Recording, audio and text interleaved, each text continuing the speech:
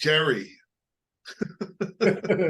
Welcome to Jets Rewind. I'm Marty Schupak in Valley Cottage, New York, and I'm joined by Ralph Sharega, who's up in Massachusetts. Ray Clifford is a little under the weather, so we don't expect him to show up. He has a well-deserved day off. As the Jets will be taking on the Buffalo Bills, we're recording this on Friday, November 17th. I guess it's about 12:15. And Ralph, how are you doing? Doing great. Beautiful day. Beautiful day in the neighborhood, as Fred Rogers would always say.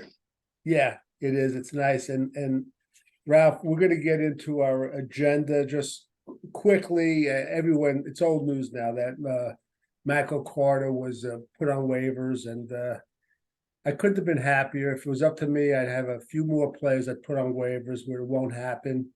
But you have a couple of trivia questions, classic Jets, and I'm looking forward. I'll tell you why. I might not answer them, but there's a lot of history with the Buffalo Bills, so I'm assuming that the questions will be appropriate for the opponent this week.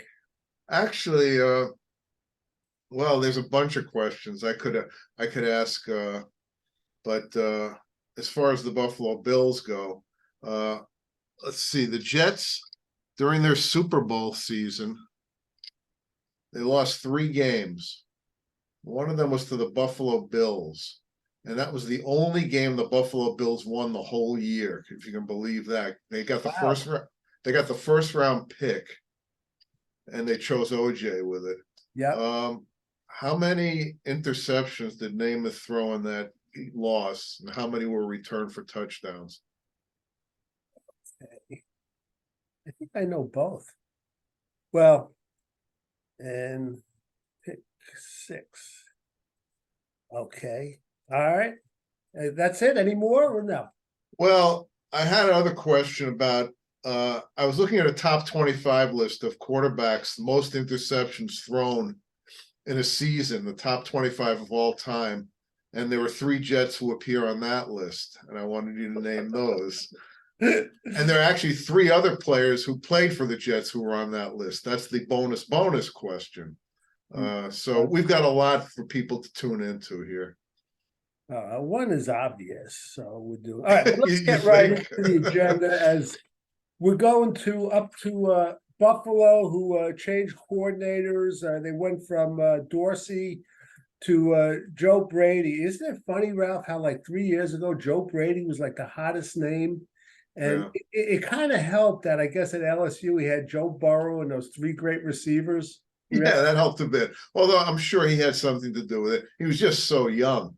But the thing that I find fascinating about it, Buffalo is averaging 26 points a game this year, and the Jets are averaging 16. Yet Buffalo fires their coordinator, and the Jets don't, which leads me to a theme that you've been talking about for the past few weeks, Marty, about how Aaron Rodgers is kind of holding the Jets hostage. It's killing us. I'm going to give it. It's more so than the players. It's Nathaniel Hackett. There's no way he's going anywhere, even if this team doesn't score a point for the rest of the year. You're absolutely right. But, Ralph, let's just talk about, we always seem to everything goes back to the offensive line. Do you think the offensive line, which is worse this year? Do you think it's the run blocking or the pass blocking? Well, I'm not an analytics guy. These statistics, they drive me crazy. And Ray was talking about how deceptive they can be, because I read that run blocking they're 22nd and pass blocking they're 26th. But to the eye test, I think their run blocking has been worse.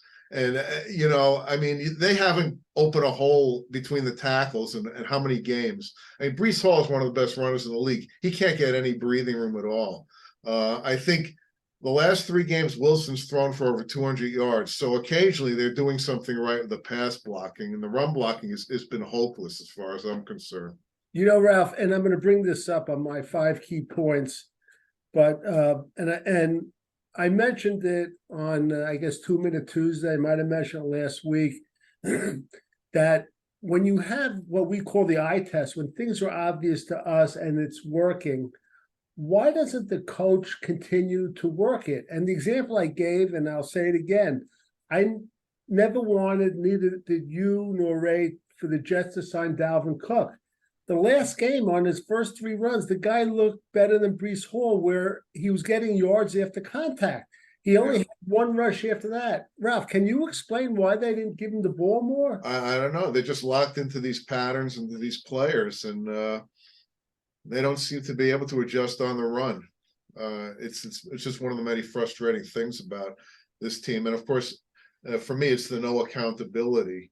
When you get back to the Michael Carter thing, we'll talk about that in a minute. But Right. I have no answers. I mean, they gave him a couple of nice balls. Frankly, the only time Breece Hall has been getting yardage lately has been around the ends on sweeps and stuff like that. Or And all that, passes. or short passes. And all they do is run them up the middle. They give him these handoffs 4 yards deep, and there's a guy there 2 yards deep waiting for him every time. And it's like they're going to keep doing that until they get it right, it seems like. And it's not going to happen. Their interior blocking is horrible. On the review show against the Raiders, I had asked you, and we never really got into detail about the difference to 3rd and 1. If you remember, the Raiders had 3rd and 1. They went right over for a first down. From what I remember, was it a quarterback sneak? I think it was. I don't even know if they had one where it was like a quick handoff to a running back who we thought was going to be a blocker or something. Yes. It was a nice deceptive call by an offensive coordinator who just got thrown into the job 2 weeks ago. And the Jets 3rd and 1, they got snuffed like a yard behind. Well, the stats on that over the last year or two must be mind-boggling on this 3rd and 4 short. Ralph, at this point, if it's 3rd and 1 or 3rd and a few inches, I would do play action. Yeah, I know, but he's going to do an empty backfield. The one time he decided to pass. Have Zach over the center. I know. You have the tight end going, that he does that stutter step, like they're going to go on the left side. Or a run pass option, because Wilson, is finally learning how to use his legs a little better, it seems. And right. Well, we'll see. They're usually about 3 weeks behind us, Marty. So I think we've been complaining about this for 3 weeks. So I think we're going to see some of this stuff in the Buffalo game. Right. Now, also, they got rid of Michael Carter, the running back, which in one good aspect or respect, it makes it a little easier because we have the other Michael Carter. So we don't have to call right. Yeah. So it makes I hadn't thought of that. That's really the most important aspect of it. Yeah, which is really good. But do you think there's going to be any more heads that are rolling? And he said there'll be changes, and he announced that Jeremy Ruckett's going to get more time. But why would he announce that though? I have no idea. All he does is tip off Buffalo, unless he's totally bluffing, and he puts pressure on everyone for this to work. Well, I don't know what's going on with him. Yeah, I know. And Ralph, if you remember, I had mentioned his name, and we weren't sure where he was. But Kenny Yeboah, he's I know. Well, and he was practicing, so we'll have to see what happens. But do you think there's going to be any more heads that are going to roll after Carter? And could it be a player or a coach? I thought Billy Turner, but I guess he has a broken hand, so he's probably. I don't know if he does or not, but I thought he'd be the next one to go. But if he's got a broken hand, then he's probably never going to play for the Jets again, because I don't see him coming back next year. But that would have been my next choice. Look who's here, the one and only. We're going to be using sign language for Ray here. Ray Clifford, who was a little under the weather, just to show the devotion of our staff. He's coming here, and he's only at about 60%, Ray? Yeah, 60, maybe 70. We're getting there. I apologize to the audience. I want Ralph to read that first Jets trivia question so Ray can think about it. In the Jets Super Bowl year, they lost 3 games, and one of them was to the Bills, and it was the only game the Bills won the whole year. In that game, they lost actually 37-35. How's that for a score? We'll never see that again with this team. Namath, how many interceptions did he throw, and how many were returned for touchdowns? Great question. All right, think about that, Ray, because you usually are a step ahead of me. And I had another question also about the top 25 seasons with the most quarterbacks, most interceptions were thrown. Three Jets are in that top 25. Most interceptions thrown by a quarterback in a season. So you can think of those two. That's interesting. All right. You know, Ray, we're going up to Buffalo. There's a lot of history with both teams. And interestingly, and I was looking this up, or actually, I'm reading a book on the old AFL, and Jack Kemp, the former, I guess, senator and great quarterback, there was, because the AFL was just starting out, they had some unwritten rules about if a guy is on the injured list, no team would claim him. Apparently, he dislocated his finger when he was on San Diego, and that unwritten rule they reneged on Buffalo because they claimed him. And there was a lot of bad blood for a while between San Diego and Buffalo. The other thing I want to mention too, an old running back, Cookie Gilchrist. If you look into this guy, he graduated high school and Paul Brown wanted to sign him to the Cleveland Browns. He promised him a spot. The NFL wouldn't let him. He got upset. He left. He went up to Canada, where he did great for like 3 or 4 years. And Ralph, this is interesting. Not only a running back, but he made the All-Star team as a linebacker 1 year too. Did he? I didn't know that, because he was one of the all-time best running backs. And by the way, Marty, you talk about the bad blood between San Diego and, as it turns out, a few years later, San Diego and Buffalo played back-to-back championships, and Buffalo, led by Jack Kemp, known as Jackie Kemp then, led Buffalo in both of those. So that really poured salt into the wound for the Chargers. It really did. All right, let's start out with Ray on the next question. Ray, I'm going to name a few players. We'll go one at a time. I'll alternate, and tell me if you think they're going to be with the Jets next year. You ready? First one's like a layup. Okay, Mekhi Becton, Ray. Well, they aren't going to, extend him. I don't think anything serious like that. But I mean, if he continues like he is now, I can't see him just saying, see you later either, because unless they have something else in mind at line, we're so thin. I could see him still being here if he continues playing the way he has this year and makes it through the year. Well, he didn't have a great game last year, but as Ralph said, interestingly, his best quality this year is his durability. Yeah. He will be. Ralph, what do you think? I think probably not, but like Ray says, they're so thin. The reason I don't think so is because I don't think he's playing that well. I think he's been really like mediocre at best. But that's a big step up. I guess, but then you can say like he really hasn't played in 2.5 years, so maybe it's going to take him a year to get back to speed. But I mean, they are so thin there. If they don't sign him, Marty, I hate to say this, they're going to have to use all 6 draft picks on offensive linemen. Forget about the quarterback, except for 2. No, but I'm going to doubt that he'll be back next year. I just don't think he will be back. I just think some of his bad plays, even this year, it's so magnified. I remember beginning of the year, the Jets had 1st and goal, and he jumped off sides, and he seems. It's like him and Zach are like a microcosm of what's wrong with the Jets. The timing of their bad plays is just crazy. So I don't think he'll be back next year. What they're going to do, I don't know. They have a couple of players on the injured reserve. They have who's this rookie from Pittsburgh? Carter Warren. Yeah, we all of our hopes are placed on. But we don't know. Warren. I mean, I liked him in college, but who knows? Yeah. So we don't know, but we'll have to see. Okay, I'm going to start with the next one. It was Jordan Whitehead. I don't think he's going to be back. I just don't see it.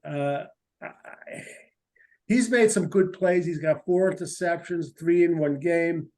But again, here's a guy that, he'll make some big hits, but he'll fan on some tackles, and the running back, gets a lot of yardage. So I don't think he'll be back. Ralph?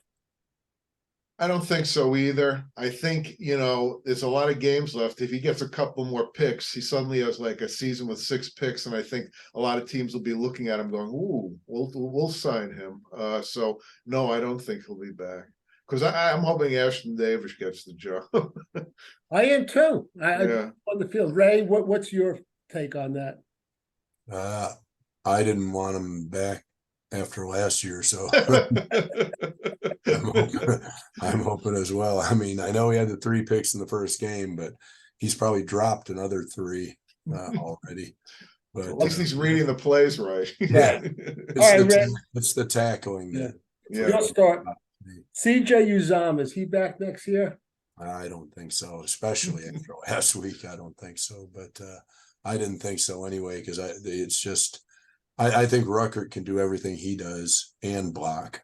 Yeah. So, Do we still have that big guy who's a 7th-round pick on our? Zach Coons, he might be on the practice squad. I'm not Yeah. holding my breath about him. Okay, all right. So you don't think so? How about you, Ralph? No, definitely don't think Uzama's going to be back. In fact, I thought he might be a guy whose head might be on the cutting board, but he's. I just think he's too popular in the locker for them to cut him now. But I don't think he'll be back. No. Ralph, come on. I mean, this thing with the popularity in the locker room, What can I say? I mean, What this are you is gonna- the way he runs his team. This is the way he runs. I don't want him back because of that. I know, mean, but it's like saying, you're going to give like Don Rickles a uniform. The locker room because he keeps the players happy. I'm just so he might be one of the guys who's keeping the defense from splintering too. If he's and it's a valuable asset, I guess. Right. I got news for you. The defense is splintered. I don't care what they're telling us. Believe me, it's a matter of degrees. And if they lose, well, yeah, I think they're plenty pissed at the offense, and they should be. But by splintered, I mean just kind of almost revolting at the point where they're just like, this is ridiculous, and we aren't, we can't keep doing this and getting nothing in return. Like the movie Network. I'm not going to take it anymore. okay, I'm going to start next. Zach Wilson will not be a New York Jet next year. It's going to be a mutual arrangement where his agent is going to speak to Joe Douglas. If Joe Douglas is still a general manager, and they're both going to agree, they're going to give him his unconditional release. So I say Zach Wilson will not be a Jet. Ralph? I say he's not a Jet. I say he switches places with Boomer. He goes to the CBS table at halftime, and Boomer's going to come back and play quarterback for the Jets. I doubt that. Ray? We'd have hope. No, I don't think so. But their loyalty to him is so strong. I'm not going to rule it out. But then again, I'm not sure the coach and or GM will be there either at this point. So maybe if they aren't here, he's not here. Okay. All right. Let's start with Ray. This is a good one. Really intriguing. Bryce Huff. I sure as hell hope so, but they say they're in talks about extending him. I hope they get that done before the end of the year, because I think if they don't have it done before the year's over, I think he'll just go, nah, I'm testing the market, and there's no way we keep him then. I don't think. I'm going to go. Okay, Ray. No, go ahead. I'm going to go next, and there's a little caveat. I think he'll probably be back, but if Salah is back next year, I think he will be signed. If for some reason he gets fired, or let's say Nathaniel Hackett gets a 1-year contract, then I think it's kind of 50-50. So I'm going to say, yeah, somehow they're going to get it done. There's going to be some money loosened up with Lawson gone. I think they're not going to retain Tomlinson at the offensive line. Uzama, he'll be off the book. So I think somehow they're going to get it done. Okay, Ralph? I think they have. If they don't get this done, the fans are going to go ape. Yeah. So at Joe Douglas, I mean, he's already, on very shaky ground with Jet Nation. I've always been a Douglas and a Salah guy, but I'm losing confidence in them too, and that would be a killer. That would be a killer. Okay, Ralph, you start with the next one. Nathaniel Hackett. Yeah, he's going to be back because Aaron Rodgers is his safety net, and that's just the way it is. Unless Aaron decides to retire, unless he comes back and he blows his Achilles out on the 4th play again, he'll be back. Ray, what do you think? Yeah, I think he'll be back. I would like to see how he'd be with Rodgers as opposed to Zach, and so, because Rodgers is comfortable with him, so that makes a big difference. Now, Ray, anybody else, I'm not as sure. Ray, how about if there's some change, let's say in Aaron Rodgers, and he decides, he's not coming back. He's going to open up a retreat in India. So, do you think they would retain Hackett?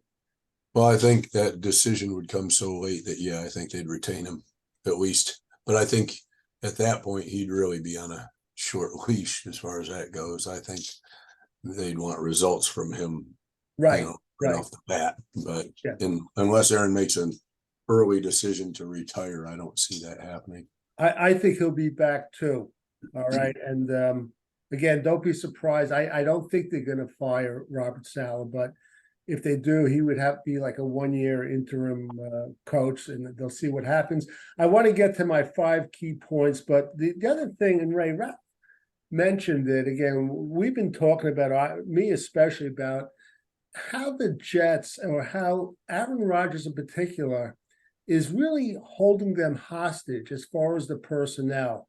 And I just want to bring out a couple of players. I mean, Alan Lazard, to me, not just the way he's playing, but he doesn't even remind me of a wide receiver. He seems like more like a tight end to me. And they split him out wide. I don't get it. But the thing I really want to focus on, and I'll ask you, Ray, do you think, because the last few weeks they've activated Tim Boyle over Trevor Siemian, do you think that if they activated Trevor Siemian over Tim Boyle, that would put pressure on Zach? And it's one of those things where they're just trying to protect him.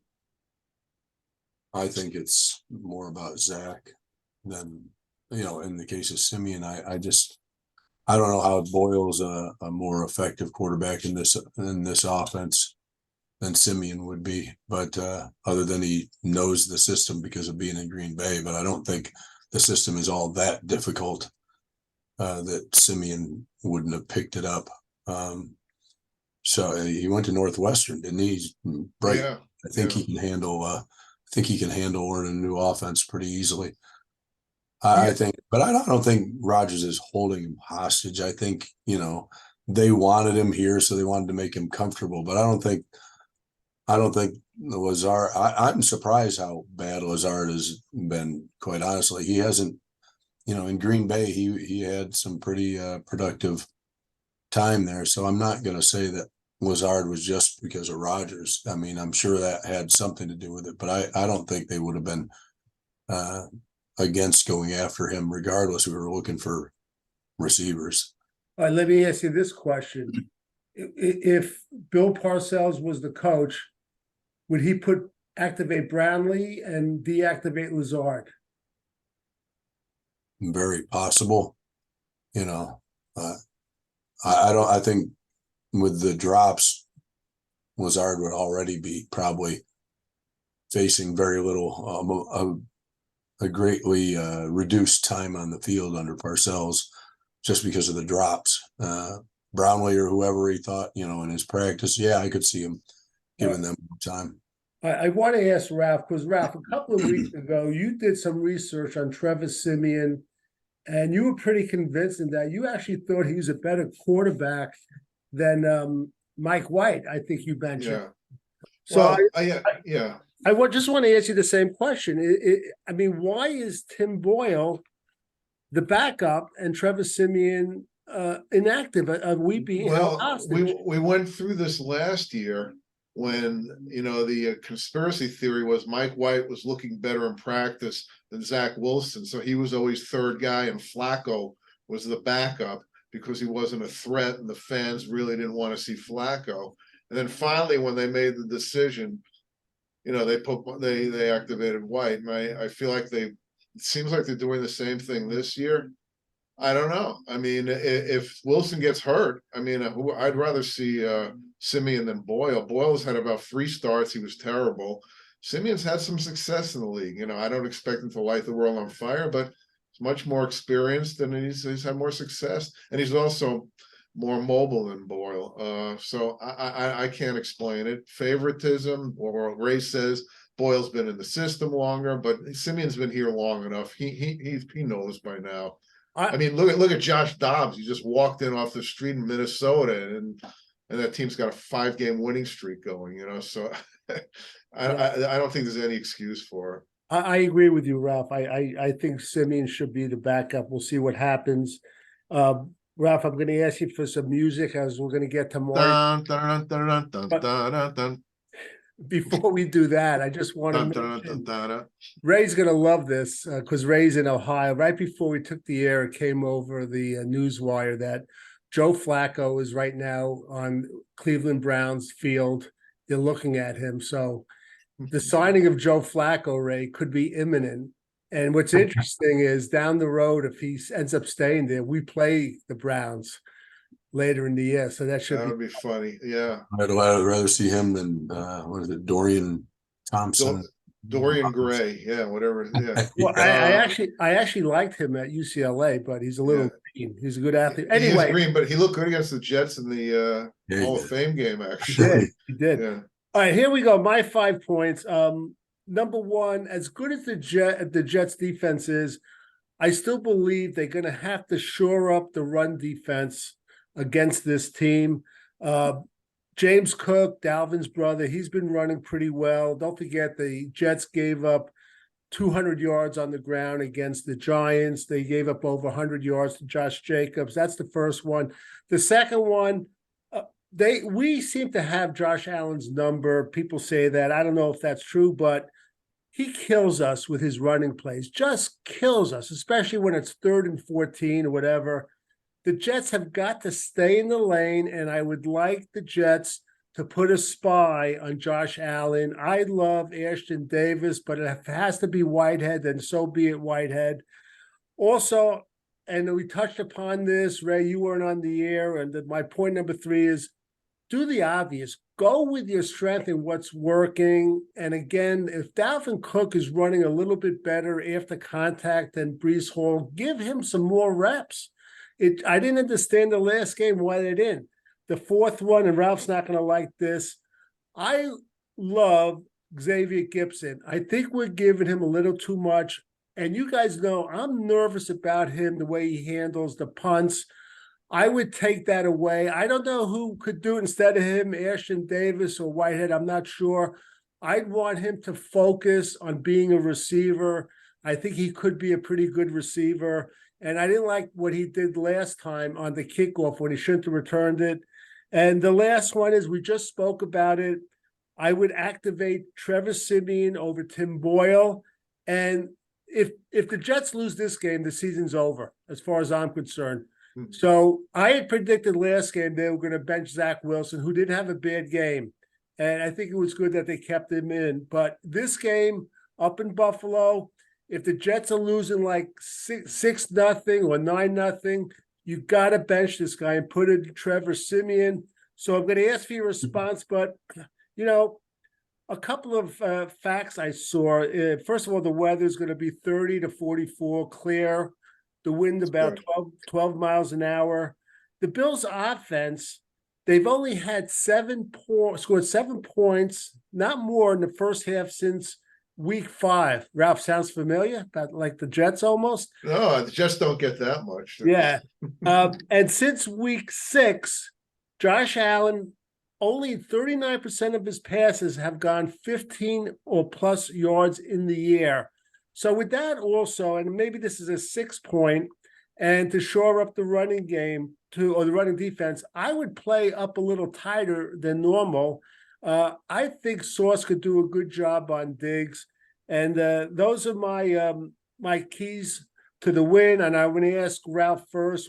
Any opinion? You could add a 6th, 7th, or 8th, or take away mine. Go ahead, Ralph. Well, you know, the thing about the Bills' strategy is they got a new coordinator, so we can kind of throw out the window what they've been doing for the last few weeks. I have a feeling we're going to see different stuff. I have no problem with putting the game in our cornerbacks' hands. That's fine, but it seems like the Jets' formula has been 4 pass rushers, 7 back, and these quarterbacks have trouble finding open receivers. Yeah, Trevor Siemian definitely. What was that? I What was want some to of your other- spy on Josh Allen because he Well, killed. definitely, and I'm wondering if a defensive back is big enough, maybe you need a linebacker to tackle that guy. But yes, without question. And Who's the linebacker we didn't like? He had a great game last time. Sherwood, Maybe you Sherwood, do yeah, with Sherwood. maybe it was Sherwood, yeah. He was a safety in college, right?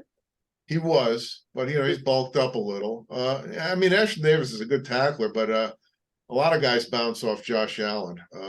Yeah. All right. Now I'm gonna get Ray's opinion, but Ralph, the last one I want to ask you, what about my theory about subbing for Xavier Gibson on No, I'm sorry. I just feel like I want that guy to touch the ball as much as possible because he's got, he can break it. And okay, he made a bad decision on the kick. I think he's looked pretty solid catching punts, running up full speed with guys around him. I don't know, Ray. Do you think he's looked shaky the last couple of games? No, I mean, I'm always nervous about the guys returning the punts, dropping it, but I don't see giving away the chance at what he could do after he gets the punt, with just to make sure that we put somebody in there who can catch it, and that's about it. I want the threat that he might break it, just like he did in the first time we faced him. So yeah, I'd love to see him get the ball more on the regular offense, though. I yeah, really think yeah, that too. I mean, if I think they are. If he muffs a punt return, you guys will never hear the end of it from me. Okay, promise. Ray, any other thoughts on any of my points? The shoring up the defensive line, Josh Allen with the spy, go with the strength. If Dalvin Cook is working, go. And Trevor Siemian over Tim Boyle. Any thoughts? You want to add any keys? Ralph, Well, Ray is from like upstate New York. So he might be like a closet Bills fan somewhere. A lot of Bills fans by me. Any thoughts, Ray? If it was that or the Giants, I'd have been probably a Bills fan. But so I think we always talk about having somebody, kind of shadow Josh Allen from taking off and running against us. So I don't think that's anything really new, and I think they should. We've owned him more in New York than in the city than we have in Buffalo. I mean, last year was the game in New York was very similar. He played terrible. We beat him. Up in Buffalo, he took care of business. And so I think the big thing to me in that game is the new coordinator, Joe Brady, is a good offensive mind. He was Joe Burrow's coordinator at LSU, and there was thoughts of him becoming a head coach or a coordinator in the NFL somewhere after that. So I think he's going to make their offense a little more dynamic again. So he's a concern for me more than somebody watching Josh Allen take off. I think they already know about that. And Allen played a terrible game against us the first time last year, but he buttoned everything down. He was much better last year by the time we were playing him. He's been up and down this year pretty much every week. So I can't say though that I think he's going to be terrible. I think he's going to probably rebound with a pretty good game, especially after last week. They kind of need this win as much as we do. Oh, they need it more. There's tremendous pressure on the Jets, but the Bills at home.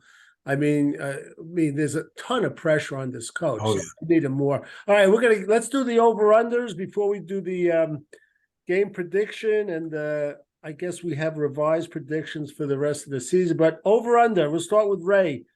Who will get more rushing yardage, Josh Allen or Zach Wilson? Keep in mind, last week Zach Wilson was our leading rusher, but who do you think will get more rushing yardage, Ray? Josh Allen. Okay, Ralph. He does more designed runs. He does. Ralph. I'm going to go with Zach. I feel like Zach is Zach attack. The Zach attack. He's gonna break one for like 30 yards or something. Right. I'm going to go with Josh Allen, but one good thing I didn't touch upon, the one guy that kills us, I guess it's Milano. He's hurt.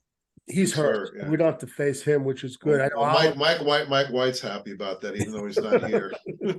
Right. Okay. Ralph, you'll start the next one. Jordan Whitehead, 1.5 whiffs and interceptions. I don't know what that means, but go ahead. Well, combined. Is he gonna whiffs get more and than? whiffs. And I'm gonna go over because I think he's gonna get one of each, one whiff and one interception. So he'll get 2. So it's over. You understand the question, Ray? Yeah, Fans on a tackle. Well, I'll go next. I'm going to say under. Okay. All right, Ray, you go. I was going to go under as well.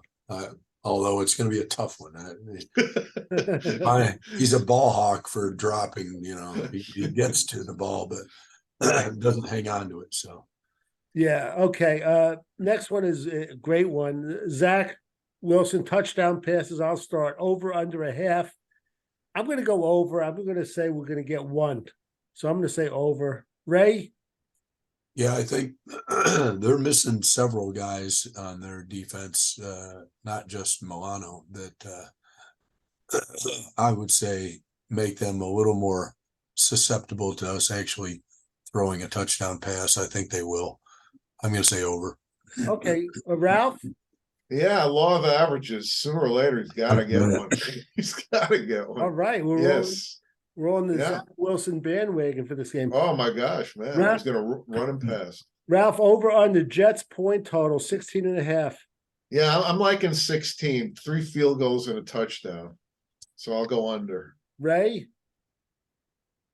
Yeah, I can't believe we're going to have a breakout in Buffalo. So we'll get that 1 touchdown pass. I think maybe 1 field goal, and then that'll be about it. There you go, under. I'll start Jets penalty, 6.5. You know what? I'm going to go under, but as I always say, the number of penalties doesn't matter. It's when they happen. So let's see when they happen, whether it's 1, 2, 3, 4, 5, or 6. But I'm going to say under. Ray, you go. I thought they'd be under last week after the way they played, and so they. I got to believe they're going to go over again until this offensive line settles down, and well, maybe Uzama won't be on the field enough to get a couple of crushers, but we'll see. And Michael Carter. Did you give your over under on the points? I'm going to go under without a doubt. No doubt. Okay, Ralph, on the penalties. I'm gonna go over on the penalties. And you say it's not when they have them. It's not how many. It's when. But the more you get, the more odds that there are going to be some brutal ones. So that's it's kind of they're kind of dependent on each other. But I'll say over. Well, Ralph, as a AFL historian, you remember that the successful old Oakland Raiders always led the league in penalties, even though they made the playoffs. Yeah. Remember? Well, as you're going to find out with my trivia questions, it was a different game back then. I know that. Yeah. All right, Ralph, why don't you start out the last over under Josh Allen, the Buffalo quarterback, over under 1.5 interceptions. I'm going to go over. Wow.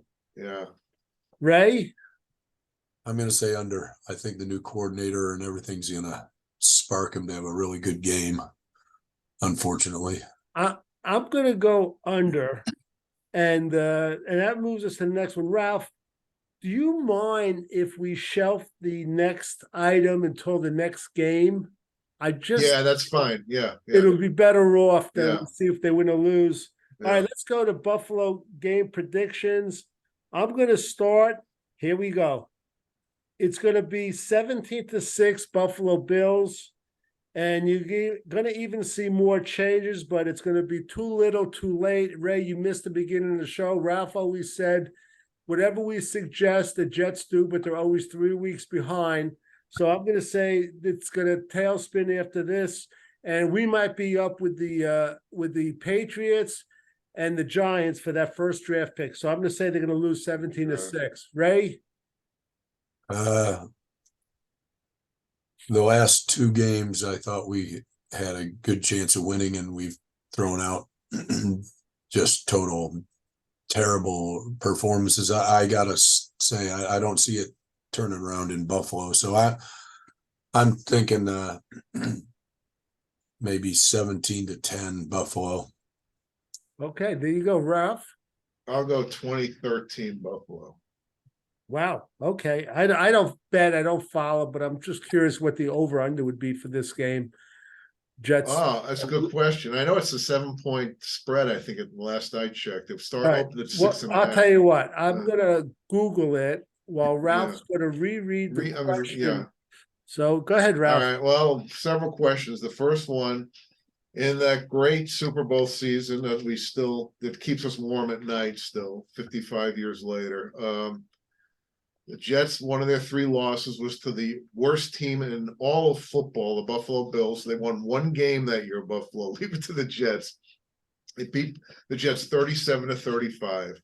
How many picks did Namath throw, and how many were pick sixes?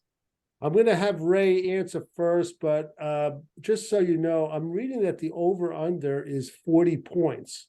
Wow. Kind of high to me. Yeah, well, you say it's the weather sounds good, except it might be windy. If it's Yeah, I saw another report that it might the wind actually might go up to a little higher than what I read. yeah. So we'll have to see. So go ahead, Ray. Why don't you start with the question?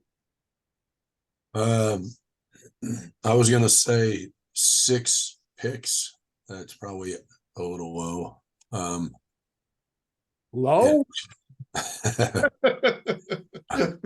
Joe had days when he had days. he had some days where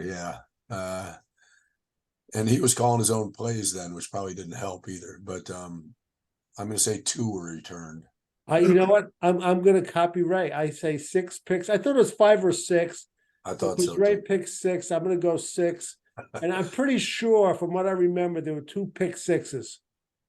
The answer is 5 picks, Oh. 3 pick sixes. Wow. I know. I think Eli Manning had a game like that, and they went on to win the Super Bowl too. That's incredible. So that segues into the next question. Go ahead.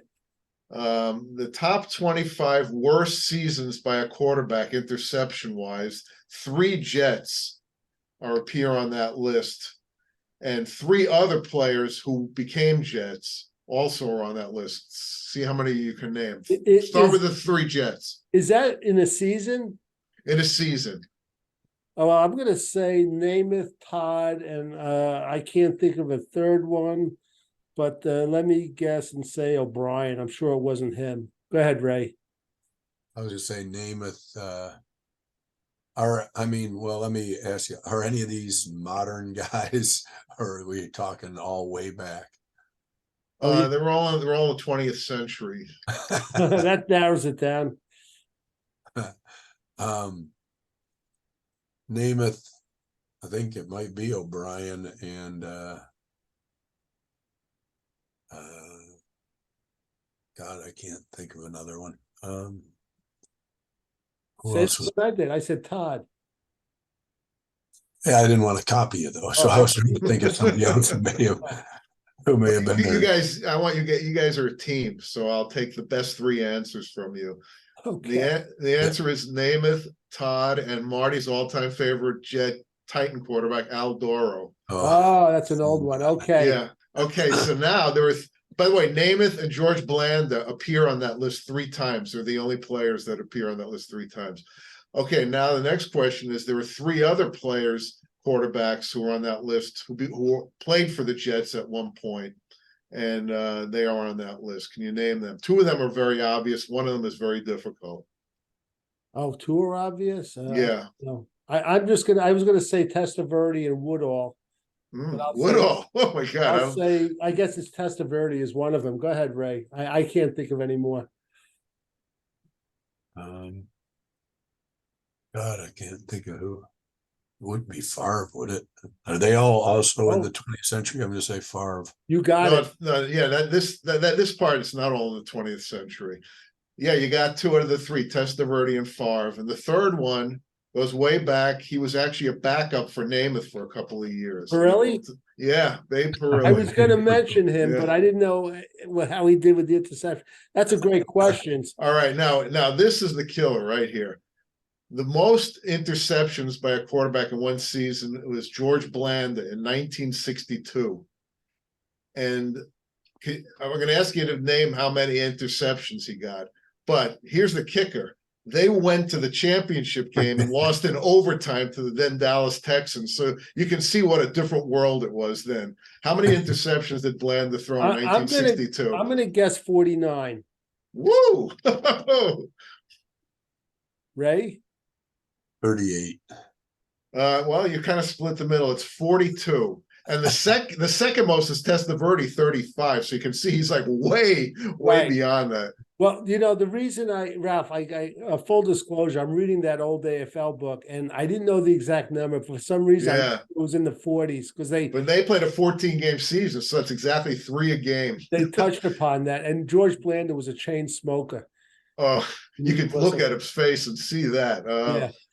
But Yeah. can you imagine that? And they almost won the championship. I mean, to me, I think that record is safer than Joe DiMaggio's 56 games hitting streak. Who's gonna keep a quarterback in there when he's throwing 3 a game? You know, it's Robert Saleh will. Yeah. Only if it's Zach. Only if it's Zach. We'll have an excuse for him. Yeah. All right. Go ahead, Ray. It's funny about Blanda because you guys remember all these old guys like Doro and all them. My only remembrance of Blanda was as a kicker of the Raiders. And I remember the year that he stepped in as quarterback and beat the Jets. Well, he had all these miracle finishes. He must have been 40 years old at the time. Yeah. It was a really bizarre season. I'm like, they're playing the kicker and he beats us. I was like, but you know, it's funny, Ralph, you just said it.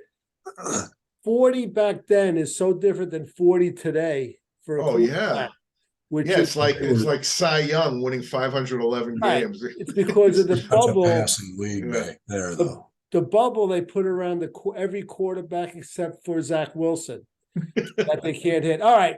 Anything else you want to add before we close? Yeah, well, they don't need a bubble because they got Becton and Max Mitchell protecting them. So that's his bubble. Yeah. I just want to mention one thing as we get close to Thanksgiving. And hey, listen, you know, I'm a big proponent, and not that I'm overly wealthy, but I've always been taught that there are people worse off than you and me and whatever. And just keep that in mind. And if you have any canned goods that you could donate, food. And I know in homeless shelters, the biggest things are like socks, underwear, and gloves and coats. Just keep it in mind, too. There are a lot of people out there that are hurting. So I just want to mention that as we come to the holiday season. So for Ralph Marty, I just want to say one thing. Being a Jet fan for 55 years, who's hurting more than we are? That's okay. Hey, there is one thing I want to say before we go. Go ahead, Ray.